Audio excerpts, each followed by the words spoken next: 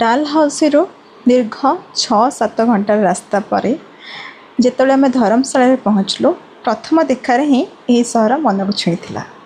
पहाड़ कूल बसी ये सुंदर सहर को देखी लगुला जमती प्रकृति निज हाथ में यहाँ सजाई। ठंडा पवन प्रत्येक स्पर्श एक अलग सतेजता थिला। आउ दूर रे देखा जाउथबा पर्वतमाला ओह कि सुंदर।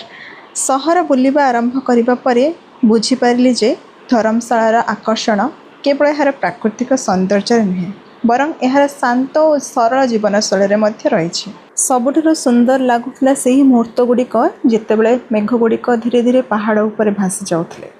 केबे पहाड़ को संपूर्ण ढाकी देउथले तो केबे हठात हटि जाई एक नुआ दृश्य देखाउथले। से दृश्य देखी लगुला जेमिति प्रकृति निजे गोटे चलचित्र देखाउछि जहार प्रत्येक फ्रेम अलग और सुंदर। धर्मशाला सिटी टूर सबुठ शांत और स्मरणीय अनुभव थिला बौद्ध मंदिर एवं दलाई लामा निवास स्थान परिदर्शन। बौद्ध मंदिर भितर को प्रवेश करने मात्रे मन एक अलग प्रशांति अनुभव होता। बाहर कोलाहल जमीती हठात केउटी हराई देगला।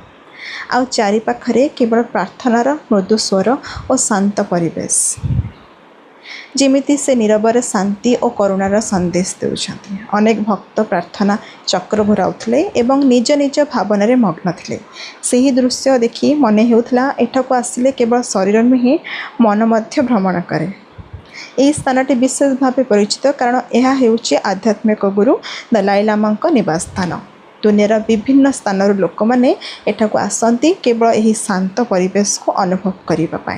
बोध हुए यही कारण दुनियार विभिन्न स्थान लोक मैंने एठाको आसंती किछि शांति खोजापी किछि निजको खोजापी। दूर में बरफर पहाड़ एवं सामने यही आध्यात्मिक परिवेश दुईटी मिसी एमिति एक दृश्य सृष्टि करुला।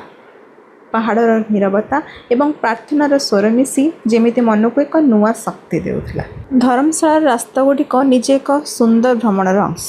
पहाड़ को काटी जाइथिबा रास्ता एवं सही रास्ता कड़े थिबा छोट छोट घर गुड़िक देखि लगुला जेमिति कौनसी चित्रकार निज कल्पनार एक सुंदर चित्र आंकी दैछन्ति।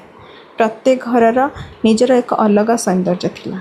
केउठी काठर बालकनी, केउठी फूलरे सजा छोट बगीचा, आउ केउठी पहाड़ को मुह कर रहितबा रंगीन घर।